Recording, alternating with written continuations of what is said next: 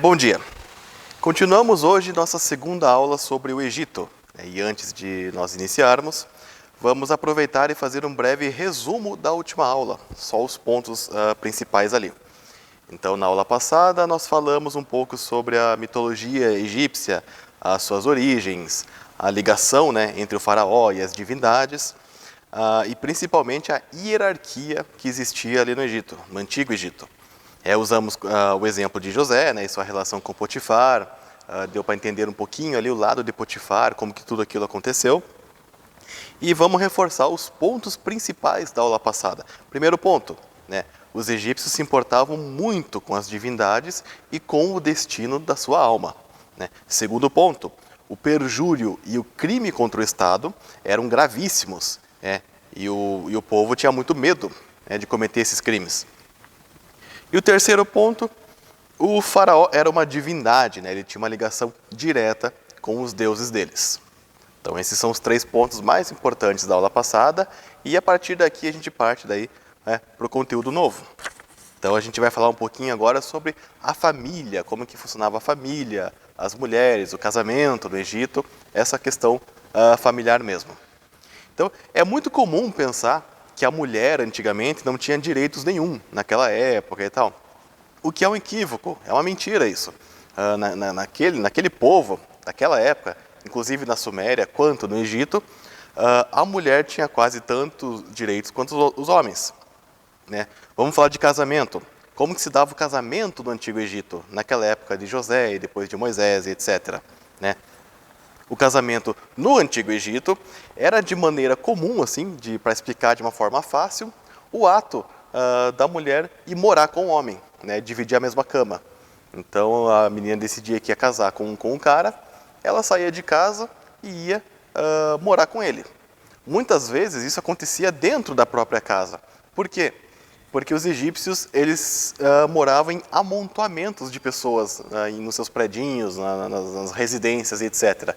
Era comum ter 15, 20 pessoas morando no mesmo lugar e nessas 20 tem ali 4 famílias. Então, às vezes, o casamento basicamente era uma mudança de quarto. A menina saía do quarto dela e a partir daquele dia ela ia para o quarto do noivo. Então isso já era o casamento. Como que isso se dava? O noivo pagava dava um dote para a menina, presenteava ela, e a mulher ficava com esse presente, com esse dote. Não ia para a família, ia para ela.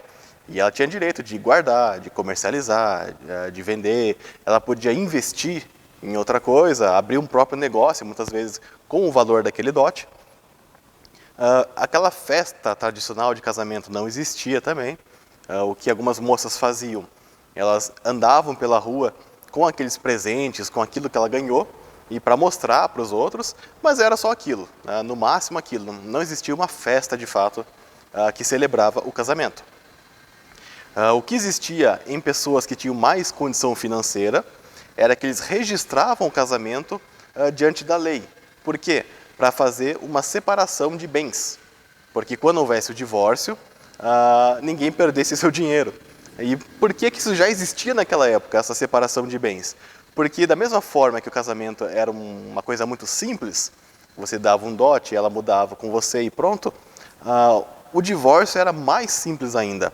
Então eles decidiam divorciar, a moça pegava seus bens, seus presentes e tal, e voltava para a casa dela. Era simples, era dessa forma. No dia seguinte os dois já poderiam casar com outra pessoa e assim vai. Então era muito leviano a questão do casamento e do divórcio no Antigo Egito.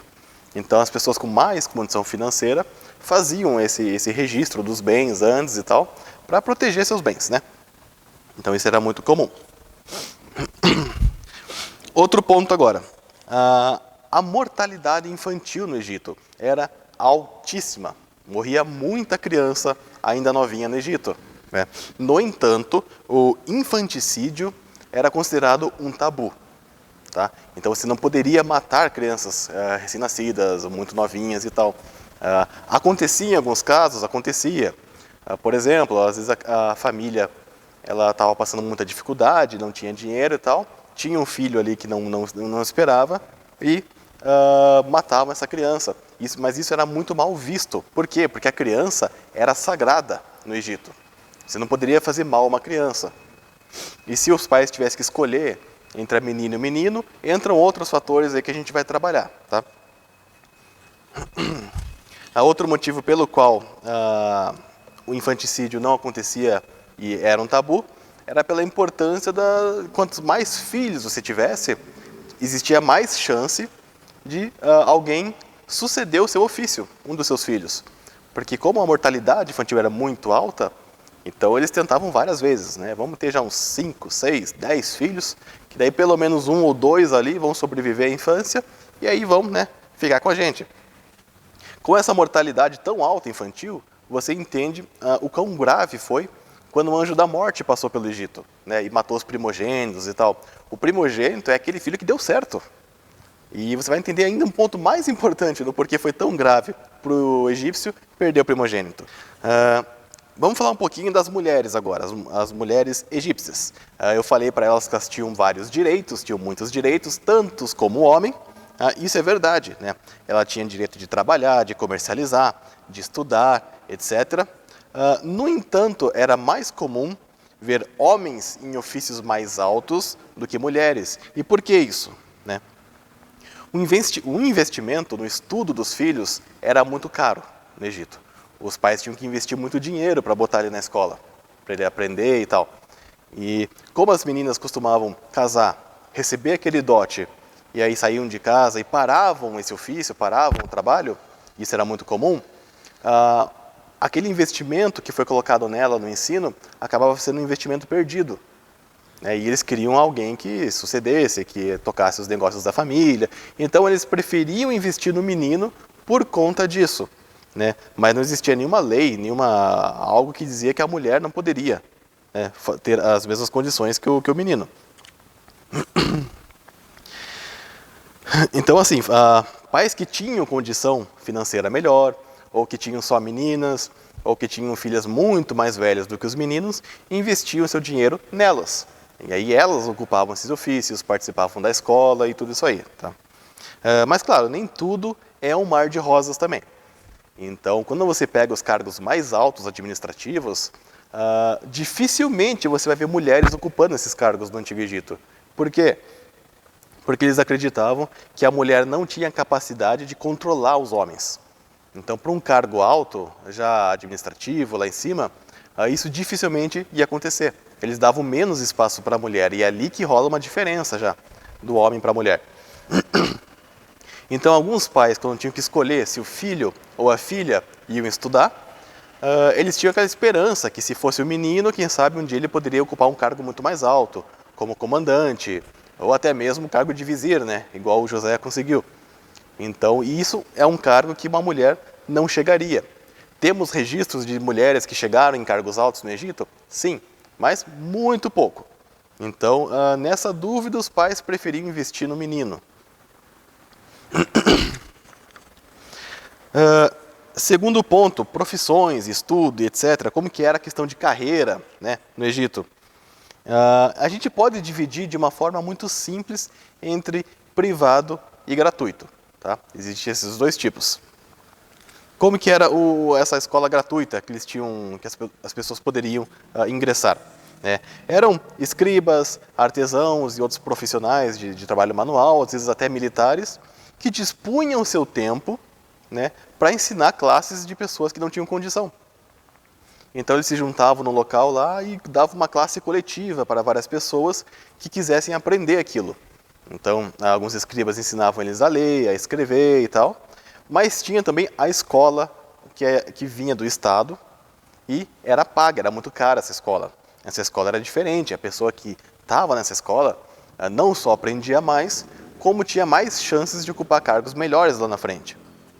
Então tinha essas classes de boa-fé, né, praticado por pessoas que se dispunham do seu tempo, e tinham essas escolas de fato pagas, né, que pertenciam ao Estado, ao templo e etc. Mas é interessante ver isso aqui porque pessoas que não tinham condição financeira tinham uma chance, né, de aprender um ofício, aprender a ler, escrever e de ascender um pouco na vida.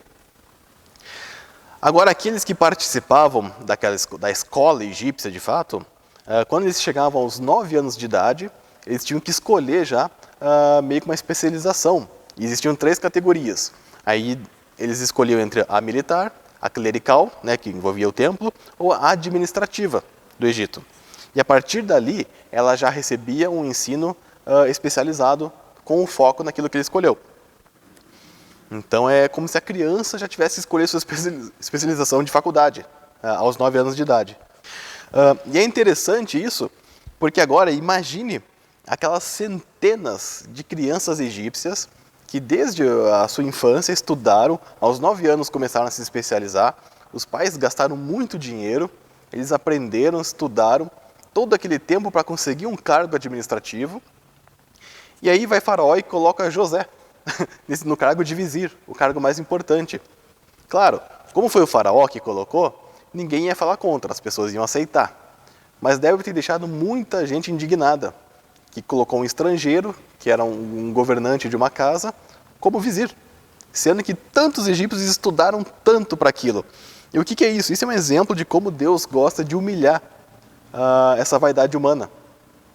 Deus vai lá, entre centenas e milhares de egípcios estudados e preparados e talentosos e tudo aquilo, escolhe o dele, o servo dele, coloca no cargo mais alto e José vai lá e cumpre aquele cargo de forma praticamente perfeita, né?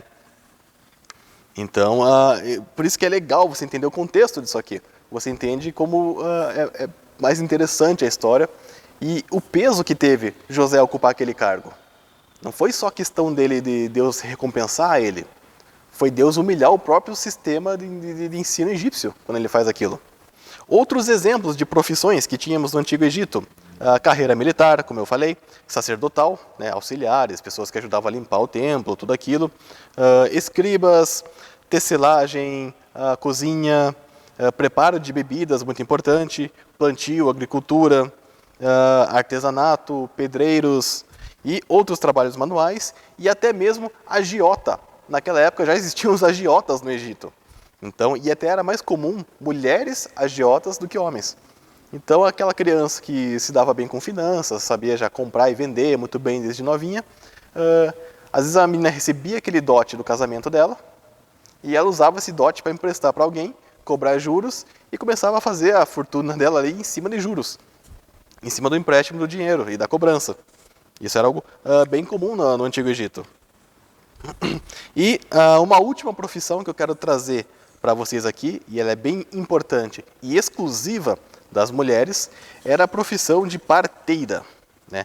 Todo local, ou nomo, no caso, cidade, tinha uma parteira-chefe, né? Essa parteira-chefe tinha suas residentes e suas auxiliares, aquelas que estavam começando a aprender ali, né? Mas tinha essa chefe que era designada pelo Estado. E isso é algo muito importante para a gente gravar, que essa parteira-chefe era designada aos nomos pelo Estado, pelo faraó, pelo vizir e etc. E como é que funcionava o parto no Egito?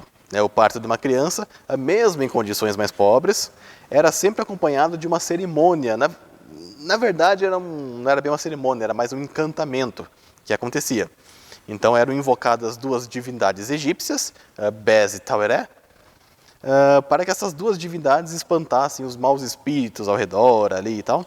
Aí eles colocavam 2 tijolos no pé da mulher grávida, né? Esses tijolos representavam a deusa Meskenet, que é a deusa do parto, e eles pegavam varinhas de marfim e ficavam ali cutucando a mulher grávida, ali dando uns cutucão nela, para espantar esses maus espíritos e tal, durante aquele processo. Era assim que era realizado o parto. Era todo meio que uma cerimônia, né? Um negócio ali, um ritual, o parto egípcio. E como eu disse, guarde essa informação, é importante, porque lá atrás a gente entende o quê? A gente entende que não podia matar criança, que o infanticídio era um tabu. Aí nós entendemos que essas parteiras, chefes, eram mandadas pelo Estado. Beleza, guardem essas 2 informações. Agora vamos pensar na história bíblica. Lembra quando o faraó pede para matar os meninos, começa a matarem algumas crianças? Aquilo não seria aceito muito bem pelo povo egípcio, por mais que o faraó estivesse mandando. Então aquilo com certeza aconteceu como? Foi uma ordem dada às parteiras, porque era uma ordem dada pelo Estado, né? Elas fariam um parto de uma forma pior, né? causariam alguma complicação na hora do parto e diriam que a criança morreu e tal. Como a mortalidade infantil era muito alta, o povo egípcio ficaria tranquilo. Ah, não, isso aconteceu mesmo, é um acidente. Muita gente tenta rebater a Bíblia dizendo que não existe nenhum registro oficial no Antigo Egito dessa ordem do faraó que mandou matar crianças e tal. Porque essa ordem não aconteceria, isso é óbvio. Quando você analisa o contexto e a cultura deles, vocês veriam que seria uma ordem que mesmo sendo dada pelo faraó, ou quem sabe pelo governador, pelo vizir, o egípcio não veria aquilo de uma forma boa. Porque a criança era sagrada, você não podia causar a morte da criança de forma proposital daquilo. Então seria esquisito o faraó indo contra os costumes dos próprios deuses deles. Isso causaria muita confusão no povo. Então, se isso aconteceu, como a Bíblia diz, foi uma coisa fechada ali, foi uma ordem passada para as parteiras e elas fizeram aquilo debaixo dos panos. E aí faz sentido. Por isso que a gente entendeu que essa parteira era designada pelo Estado. E a gente entende melhor como que aconteceu isso. Então, quando alguém vem falar que essa história não é verdade porque não existem registros e tal, você explica isso. Explica o contexto, como que acontecia, e fica mais do que óbvio que não houve um decreto oficial do governo, do Estado ou do faraó. Houve uma ordem informal para a morte dessas crianças. Agora, a economia egípcia. A economia deles era baseada no quê? Na indústria, agricultura e no comércio com os outros povos. Como o Egito importava vários produtos, como marfim, ouro, ébano, animais, lápis lazuli, madeira de cedro e outros produtos, era necessária uma produção muito forte interna, para que pagasse esse valor de importação, de tantos produtos que eles importavam, e mais a subsistência deles. E em relação à indústria, quais eram os diferenciais do Egito naquela época? Eram os tecelãos, que trabalhavam com linho e tal, e os pedreiros, escultores, pedreiros e tal, que faziam tijolos, esculturas e outros trabalhos em pedra que eram muito invejados por outros povos. Então isso ajudava na questão da venda. E a maior parte da população trabalhava na agricultura. A agricultura realmente era o centro da economia egípcia. Como nem todos possuíam terras, na verdade poucos realmente tinham terras grandes para plantio, as pessoas alugavam terras. A pessoa alugava um pedacinho de terra, plantava ali, e pagava uma taxa de aluguel anual para essa pessoa que arrendou aquela terra para você. E se você não cumprisse aquela cota anual, a lei permitia que o dono daquela terra castigasse você com uma punição física. Ou seja, se você não cumprisse a tua cota, pagasse a taxa no final do ano, você apanhava do dono. E se você cumprisse a cota, tudo aquilo que sobrasse, além do valor da cota, era seu. Então era muito comum esse aluguel de terras no Antigo Egito. Tipos de coisas que eram produzidas na agricultura. Aí nós temos vários tipos de grãos, vários tipos de trigo, temperos, condimentos, a cebola era muito famosa lá. Mas o foco da agricultura ali do Egito era a cevada. A cevada era usada principalmente para fazer a bebida, muito famosa ali. Aquela cerveja egípcia era consumida tanto por crianças como adultos, basicamente por todo mundo ali. E também era usada para ração para animais. Então ela tinha uma função dupla muito importante. E uma curiosidade extra sobre o egípcio. A embriaguez era muito desaprovada pelo egípcio. E por quê? Porque quebrava aquela cultura de discrição do egípcio. Lembra que o egípcio não gostava de escândalo, era um povo muito discreto. E quando alguém bebia, se embriagava, fazia escândalo, fazia barraco, esse tipo de coisa. Então a embriaguez era muito mal vista pelo egípcio. No entanto, existia uma festa anual no Egito, uma festa para a deusa Sekhmet. E nessa festa era permitida essa embriaguez. Basicamente eram 5 dias e 5 noites que todo mundo, o povo egípcio ali, enchia a cara. Entortava o caneco lá, aí fazia escândalo e passavam mal e toda aquela questão. E passava esse festival, aí voltava ao normal, aí não podia mais. Então, mas eles tinham esse festival da embriaguez e era consumida muita cerveja nesse festival. Era comum pessoas que iam de outros povos para o Egito para participar desse festival, né, tomar bastante cerveja lá e tal. É só uma curiosidade a mais aqui. E para finalizar a questão da economia, a gente tem que entender que ela só funcionava, essa agricultura, por conta do Nilo. O Nilo era o centro do Egito, né? Além de ser um rio muito perigoso, cheio de crocodilos e tal, coisa que ajudava na mortalidade infantil. Muitas vezes a criança ia brincar na beira do Nilo e virava comida de crocodilo, porque eles ficavam muito na beirada ali e tal, né? E aí comiam as crianças, isso também acontecia muito. Mas o Nilo, ele tem um significado sagrado para o egípcio. Ele tem uma ligação com os próprios deuses egípcios. O Nilo, ele é um rio sagrado e ele significa a própria energia vital do Egito personificado. Então o Nilo é a vida do Egito. É assim que o egípcio via esse rio. Então entenda, quando Deus mancha as águas do Nilo lá com Moisés, transforma as águas em sangue, e daí o porquê desse negócio do sangue, como que isso aconteceu, a questão das pragas, a gente deixa para outra aula, para explicar um pouquinho melhor as teorias sobre isso, mas o fato é que Deus mancha as águas do Nilo. E quando Deus faz isso, o que significa de fato? Deus sangrou o próprio Egito. Deus foi lá e mexeu na força vital do próprio Egito. Então, quando Deus faz aquele milagre, que as águas se tornam sangue e tudo aquilo, o que realmente significava aquele milagre? Era Deus humilhando a divindade egípcia, o panteão egípcio. Deus causa um dano, faz um sangramento na própria vida do Egito. Essa é a importância que tem que entender. Então, aquele milagre do Nilo em sangue e tal, aquilo é muito importante, aquele milagre, porque é uma humilhação para o egípcio, aquilo que acontece. Tá, eu não vou entrar em muitos mais detalhes, tá? Do Egito. Tem outras coisas que daria para falar, mais detalhes do dia a dia, alguns costumes, algumas festas que eles tinham ali. Mas do ponto de vista bíblico, esses são os pontos que eu achei mais importantes a gente guardar, né? Então eu vou, antes de falar mais um pouquinho aqui, eu vou passar de novo os pontos que a gente tem que guardar da aula de hoje. Primeiro ponto, mortalidade infantil muito alta, né? E o infanticídio quase como um tabu, principalmente de meninas. Então você já entende, expliquei para vocês um pouquinho como que foi aquela ordem do faraó e por que aquela ordem aconteceu daquela forma e tal, né? Parteiras-chefes apontadas pelo Estado e pelo templo, segundo ponto. Terceiro ponto, para conseguir um cargo alto, era necessário muito estudo, especialização e investimento. Então, nesse terceiro ponto, eu tinha falado ali atrás, pense agora quando Deus manda o anjo da morte e mata aquele monte de primogênito no Egito, do povo egípcio. O que significava esse primogênito morrendo? Todo aquele investimento que os pais colocaram, todo o dinheiro deles no estudo daquele menino.